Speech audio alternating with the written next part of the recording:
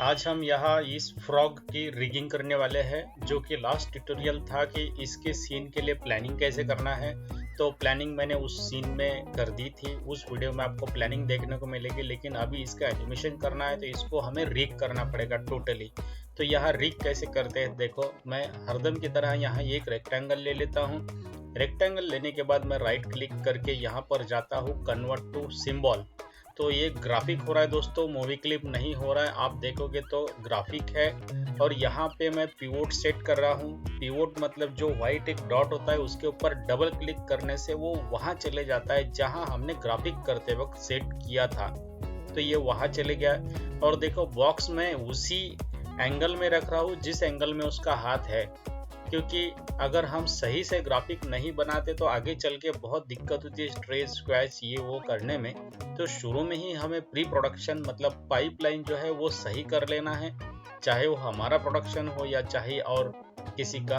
तो यहाँ पर देखो मैं इसका अभी कैसे रिगिंग कर रहा हूँ। ये जैसे ही हाथ का शेप है वैसे इसको सेट कर रहा हूँ। और इसको राउंड करने के लिए एंकर टूल मैंने ले लिया। एंकर टूल आता है ये दबाने से, और बाद में फिर उसके जो ये होते हैं नोड्स उसको मैं वहां से मूव कर रहा हूँ। इसी के ऊपर 4 आर्म के लिए भी मैं दूसरा शेप ले रहा हूँ। उसी शेप में डबल क्लिक करने से वो सिलेक्ट होता है। फिर राइट क्लिक करने के बाद में खुलती है विंडो कन्वर्ट टू सिंबल की। उसके ऊपर क्लिक करके हमें पिवोट सेट करना है, और ये ऐसे ग्राफिक सेट करके पिवोट के ऊपर डबल क्लिक कर दो तो वो अपनी जगह चले जाएगा। फिर हमें एडिट इन प्लेस मतलब सिंबल के अंदर जाके उसका फील्ड डिलीट करके आउटलाइन को सही से सेट करना है। जैसे आउटलाइन सही से सेट हो जाती है फिर उसके अंदर हम कलर फिल करके जो अनवांटेड आउटलाइंस है उसको हमें डिलीट कर देना है। तो यहाँ मैं सेम वही प्रोसेस कर रहा हूँ। देखो ये अनवांटेड लाइन रहेगी, इसी के अंदर जाते बाइसेप के अंदर यहाँ पर भी ये अनवांटेड लाइन रहेगी शोल्डर के पास की, इसको भी हम डिलीट कर देंगे। और यहाँ मैं थोड़ा सा इसको मूव करके देखता हूँ तो थोड़ा सा नीचे से उसका पार्ट कम पड़ रहा है। तो हम बाइसेप के अंदर जाके कंट्रोल प्रेस करके नोड्स को थोड़ा सा हिलाएंगे ए प्रेस करके। तो देखो ये बराबर मैच हो रहा है, ऐसे मूव करके देखना है। और यहाँ अभी हमें करना है इसका पाम। अभी पाम ट्रेस करने के लिए मैंने सोचा कि इस सिंबल के अंदर जाके करूं, लेकिन दोस्तों क्या होगा कि फ्रॉक के जो पंजे है वो टिके होते हैं और वो सिर्फ बॉडी ऊपर नीचे होगी। इसके लिए फिर मैंने वो कैंसिल करके वापस में सिंबल के बाहर आया हूँ, और यहाँ बाहर ही मैं इसका पाम ग्राफिक बना रहा हूँ। देखो सेम वैसे ही पाम का ग्राफिक बनाना है जैसे हमने बाकी बना लिए है। और यहाँ अभी देखते हैं कि ये कैसे सेट करना है। यहाँ मैंने थंब को भी सेट कर लिया है, और ये मेरे स्टूडेंट्स को सिखाता हूँ उसमें का एक ड्राइंग जो मुझे अच्छा लगा था जिसको मैं एनिमेशन करूँगा। इसके लिए इसके पाम वगैरह बहुत सिंप्लीफाइड रखे, क्योंकि बच्चों के लिए जो ड्राइंग होता है वो बहुत सिंप्लीफाइड रखना पड़ता है। तो देखो ये बहुत सिंप्लीफाइड ड्राइंग है। और यहाँ ये लगभग एक हाथ पूरा हो गया। अभी हम क्या करेंगे, एक हाथ और एक पैर ये दोनों ही हम ग्राफिक कर लेंगे, क्योंकि दोस्तों दूसरे साइड का भी सेम है। तो इसको फिर बाद में हम कॉपी पेस्ट करेंगे। तो दोस्तों यहाँ पर मैंने देखो जो लेग है, लेग एक्चुअली हमें दिख रहा है लेकिन उससे भी लंबा लेग होगा, क्योंकि हाथ के पीछे भी हो सकता है बॉडी को अटैच। तो मैं उसको थोड़ा सा ऐसे रख रहा हूँ। दोस्तों यहाँ हमें कैसे सोचना है रिगिंग के वक्त, जो हमें दिख नहीं रहा है लेकिन वो चीज तो वहां है, क्योंकि हम एनिमेट करेंगे तो हाथ ऊपर जाएंगे, पैर उसके नीचे के दिख सकते हैं, बॉडी नीचे की दिख सकती है। तो हमें वो विजुअलाइज करना है। वो ड्राइंग से विजुअलाइजेशन पावर बढ़ जाती है। तो विजुअलाइज करके हमें फिर वहां तक ये रख देना है। और जो पैर है दोस्तों, ये पैर में हम वैसे नहीं कर पाएंगे जो कि हम एक सर्कल रखते हैं फिर रोटेट कर देते हैं, हाथ एडजस्ट हो जाता है। लेकिन दोस्तों यहाँ फ्रॉक के पैर के लिए वो पॉसिबल नहीं होगा, क्योंकि हर जगह रिगिंग काम नहीं करते लेकिन ड्राइंग काम आता है। तो जब इसका पैर खुलेगा तो रिगिंग में थोड़ा इशू हो सकता है। इसके लिए हम क्या करेंगे, अभी के लिए इसके पैरों का रिगिंग हम एक ऐसा रिगिंग कर लेंगे कि जिसमें उसकी थाई, कप और फुट ये तीनों चीज़ें होगी। तो देखो मैं कैसे यहाँ ये बॉक्सेस रख रहा हूँ, ऐसा नहीं कि बॉक्सेस कैसे भी रख रहा हूँ, क्योंकि थोड़ा बहुत भी अगर हमने अंदर शेप को एडिट किया और बाहर मूव करना पड़े तो आसानी से कर पाएंगे इसके लिए।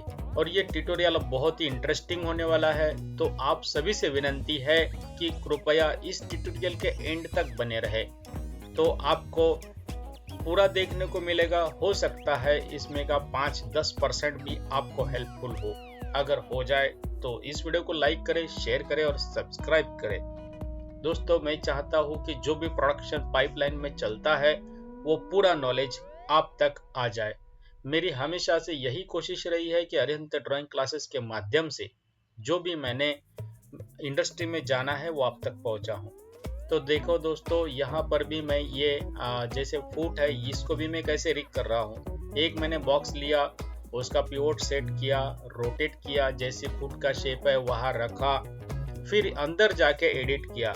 ऐसा नहीं कि बाहर से शेप बनाया और उसको कन्वर्ट टू सिंबल किया। उससे क्या होगा, शेप सही दिखेगा लेकिन रिगिंग में वो प्रॉब्लम देगा। जब हम मास्किंग करेंगे, आगे मास्किंग भी आएगी, बॉडी में हम मास्किंग भी करने वाले हैं। तो मास्किंग कैसे होती है, बॉडी में इतने सारे शेप्स है, जैसे उसकी बनियान है और उसकी बॉडी है, उसको जेब है, गला है, तो इसको भी मास्किंग करके हम कैसे करें, तो ये पूरा इसी ट्यूटोरियल में सीखने को मिलेगा।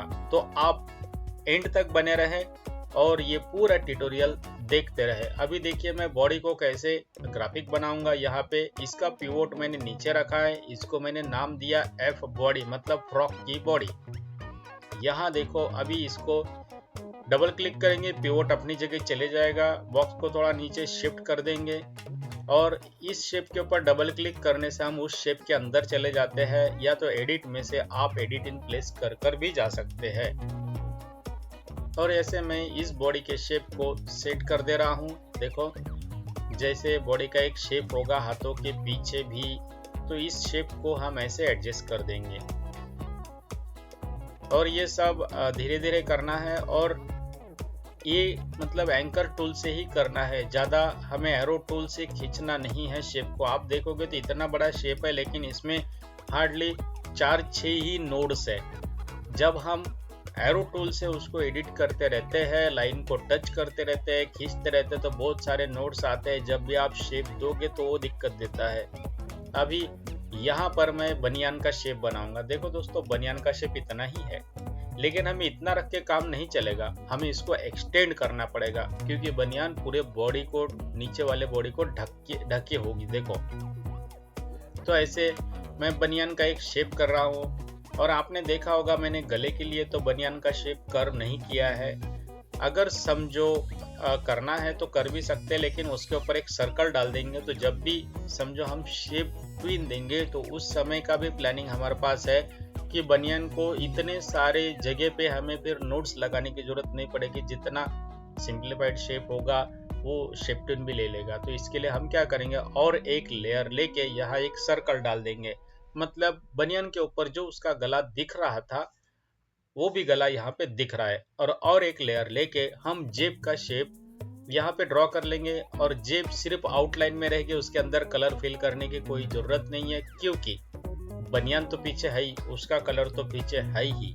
तो इसके लिए हम यहाँ पे सिर्फ आउटलाइन ही रखने वाले हैं। और ये सारी लेयर लेने के बाद में अभी हमें करना है इसको कलर। तो देखिए, मैंने बनियान का कलर सेट कर लिया, फ्रॉक के बॉडी का कलर हमारे पास है ही। और ये सारा होने के बाद हमें करना है इसको मास्किंग। तो मैं कर लेता हूँ डुप्लीकेट लेयर।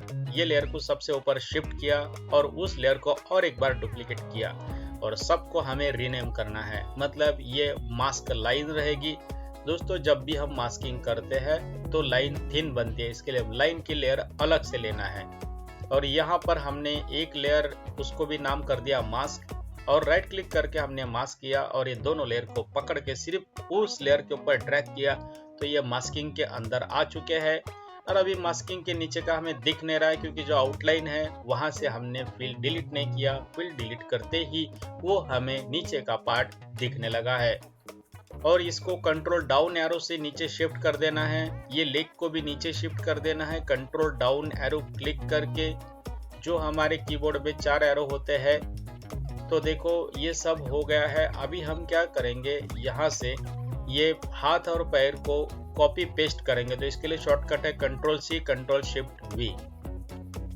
और बाद में इसको मॉडिफाई में जाके ट्रांसफॉर्म में जाके फ्लिप हॉरिजॉन्टल करना है। मतलब क्या होगा कि ये लेफ्ट साइड में का पैर और हाथ हमें मिल जाएगा। ऐसे इसको यहाँ पे जाके सेट करना है, रोटेट करके सेट करना है। देखो पिवोट को मैं वहाँ मूव करके रोटेट कर रहा हूँ, ठीक है।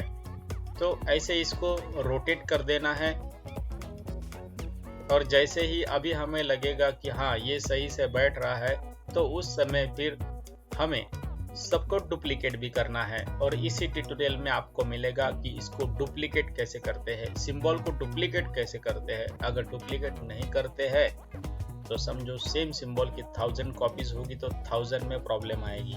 तो दोस्तों डुप्लीकेट कैसा करते हैं ये भी आपको इस ट्यूटोरियल में ही सीखने को मिलेगा। बहुत इंफॉर्मेटिव ट्यूटोरियल मैंने बनाने की कोशिश की है और प्रोडक्शन में चलने वाला पूरा नॉलेज यहाँ तक देने की मैंने कोशिश की है। तो देखो डुप्लीकेट कैसे कर रहा हूँ, राइट क्लिक करके डुप्लीकेट करना है और रीनेम करना है तो कर सकते हैं, या तो डुप्लीकेट कर भी आप रख सकते हैं। लेकिन रीनेम करना बहुत जरूरी है। जब भी हम प्रोडक्शन में जाएंगे स्वैप सिंबल करना है तो नाम पता होना चाहिए, नहीं तो नाम ढूंढते बैठना पड़ता है दोस्तों। तो यहाँ देखिए अभी मैं इसको कैसे रीनेम करके फिर मॉडिफाई कर रहा हूँ। अगर मैं विदाउट रीनेम का अगर मॉडिफाई करता तो मेरे ट्यूटोरियल में मतलब मेरे फ्रॉग में बहुत सारा प्रॉब्लम आता। एक शेप को अगर मैं एडिट करता तो दूसरा शेप भी एडिट होता। तो इसके लिए अभी हमें यहाँ पे ये करना है। यहाँ पर अभी क्या है कि हेड हमारा दूसरे लेयर पर है, तो उसको हम सेम लेयर पर ले लेंगे क्योंकि हमें बाद में फ्रॉग को एक ही ग्राफिक में रखना है। तो यहाँ मैंने फ्रॉग का सेम जो हेड था सेम ही लेयर पर सब ले लिया है। अभी देखो यहाँ पर हाथ का थोड़ा सा मूवमेंट मैंने सेट करके, क्योंकि अब बनियान की जो लाइन है वो दिखेगी तो बॉडी ओवरलैप का फील आएगा, हाथ उसको बॉडी को ओवरलैप करना है। तो यहाँ देखो मैं दोनों लेयर को पकड़ के भी मैं कर सकता था इसको ग्राफिक, लेकिन एक ही सिंबल पर एक ही लेयर पर रख देंगे तो हम इसको सिंबल कर लेंगे। अभी देखो यहाँ पे Ctrl+Shift+V किया है, पूरे फ्रॉग को सिलेक्ट करके कन्वर्ट टू सिंबल किया है, इसका पिवोट सबसे नीचे सेट किया है और इसको ओके कर दिया फ्रॉग नेम देके। अभी इसके अंदर जाने के लिए क्या करना है, डबल क्लिक करके जा सकते हैं या एडिट में जाके एडिट इन प्लेस कर भी जा सकते हैं। देखिए यहाँ एडिट इन प्लेस है, कैसे भी हम सिंबल के अंदर जा सकते हैं। और अभी सभी सिंबल को करना है डिस्ट्रीब्यूट टू लेयर, तो उसके लिए जाना है मॉडिफाई में। यहाँ पर टाइमलाइन में जाके हमें डिस्ट्रीब्यूट टू लेयर करना है। मतलब जो भी हमने सिंबल को नाम दिए है उस नाम के साथ में हर एक सिंबल के लिए एक एक लेयर सॉफ्टवेयर खुद बना देगा। इसके लिए शॉर्टकट कौन सा है दोस्तों, तो Ctrl+Shift+D डिस्ट्रीब्यूट टू लेयर के लिए शॉर्टकट है।